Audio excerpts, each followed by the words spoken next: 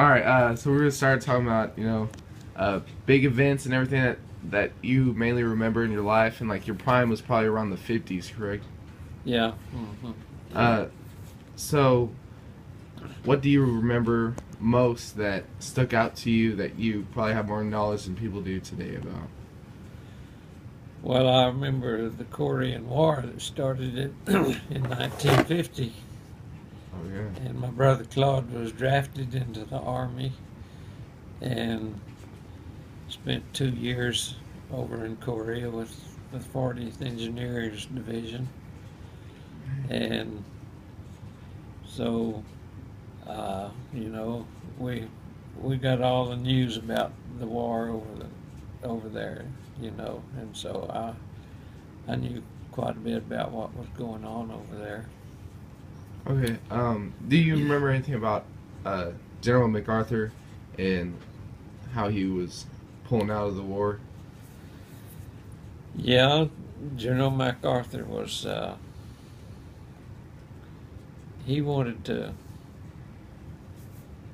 just go on, push on up through North Korea to the Manchurian border and wipe them out. But uh, President Truman said, no, you can only go as far as the Yalu River, and you can blow up half of that bridge so they can't, Manchurian troops can't come on through. And MacArthur said, in all my years in the Army, I have never learned how to blow up a half of a bridge. And he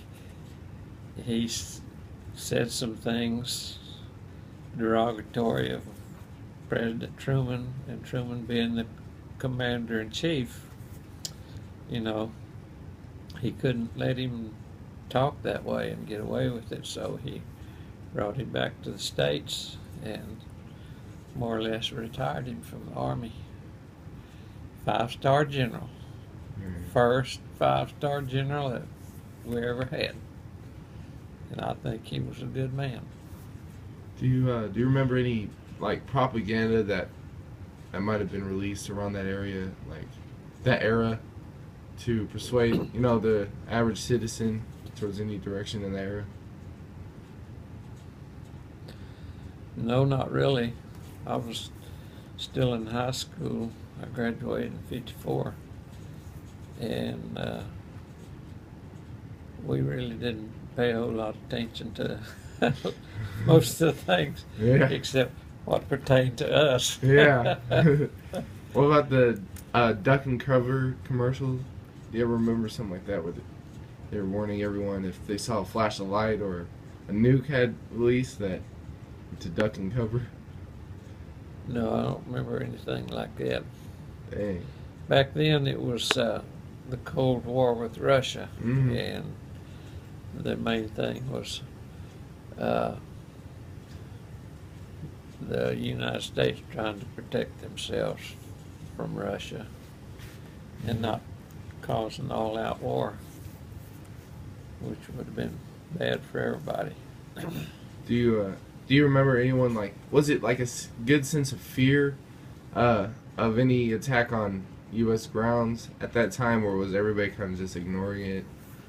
No, our military and everything was on alert all the time, for uh, any surprise attacks or anything.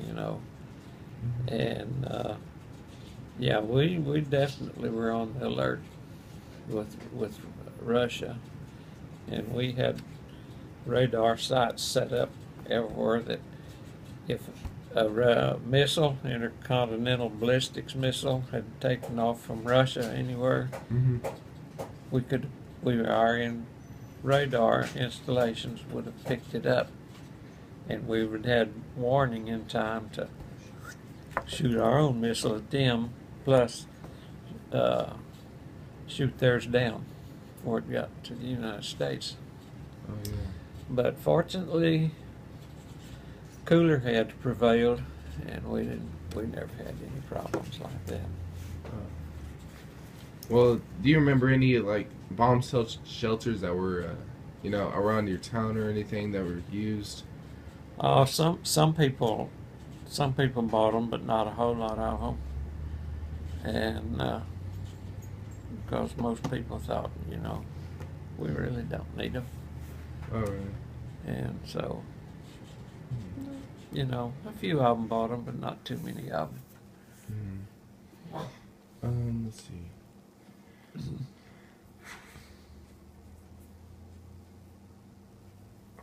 As a kid, what, like, before high school, what were like main problems that were going around that the people were focused on? That you know, possibly know because you're a kid, you probably didn't care. Yeah, well, between the end of World War II and the Korean War, you know, there was nothing going on really, and so we just run around. And we're kids, did what kids did, you know, Yeah. and we didn't particularly care about what went on anywhere. Yeah. How about like the prosperity?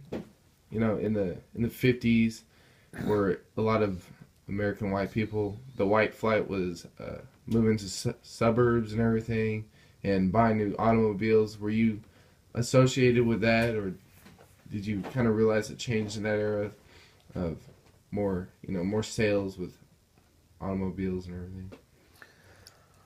Oh, not until I was in the Air Force and was able to buy a car. But no, when I was growing up in Abilene, you know, most people had a car, not a new one, but a car. But still, the way things were back then, they weren't scattered out like they are now. And most people walked to work. Oh, Unless really? it was raining or something, and then they would call a cab. But yeah, they walked to work and left their car sitting in the garage. And Wow.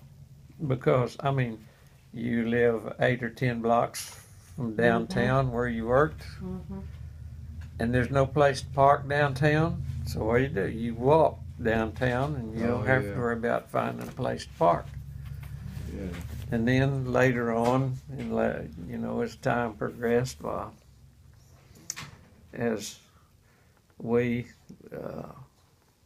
were out of high school and grown and working, why, then we started buying more cars, and people started driving everywhere rather than walking everywhere, you know. Mhm. And so it's just a progressive thing that goes down through the years, you know. And but Okay. Um. Do you remember anything about like the Vietnam War? Like how that was a big deal around where you lived or anything? no, I was when the Vietnam War got going good, I was married, and that was a war that the people in the United States did not approve of at all.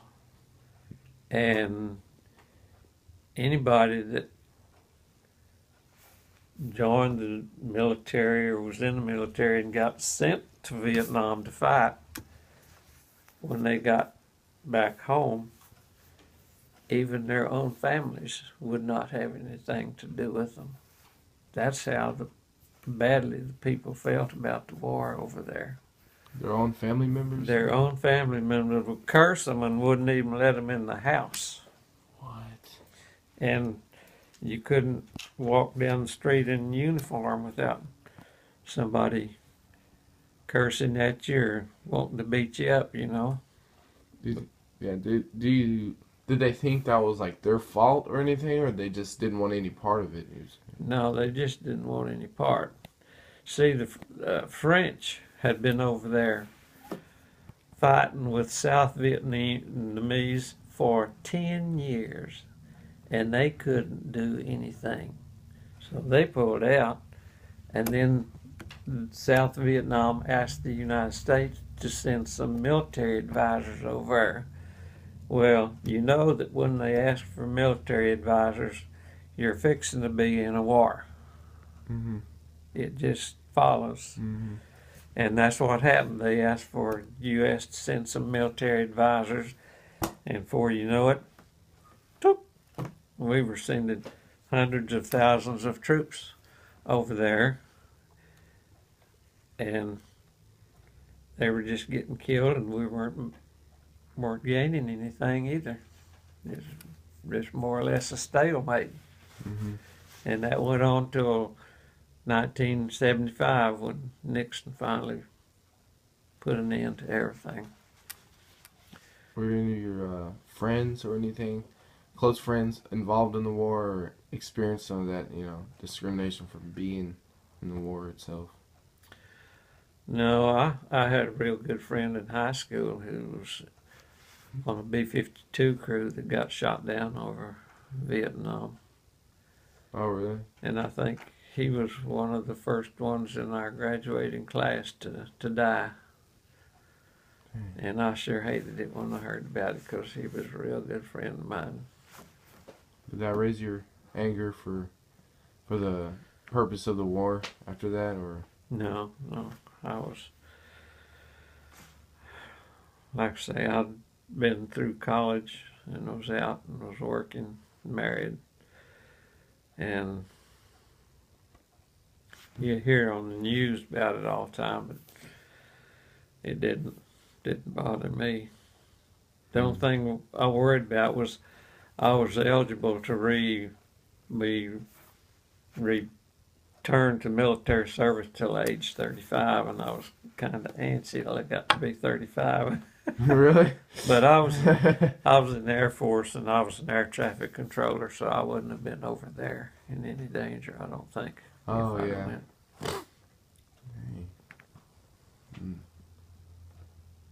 Let's see. But I had a brother-in-law in Oklahoma who was in the Marines and went over to Vietnam for a short period of time. But at that time, the feelings about Vietnam weren't as bad as they got later on. So he didn't have any troubles. Mm-hmm.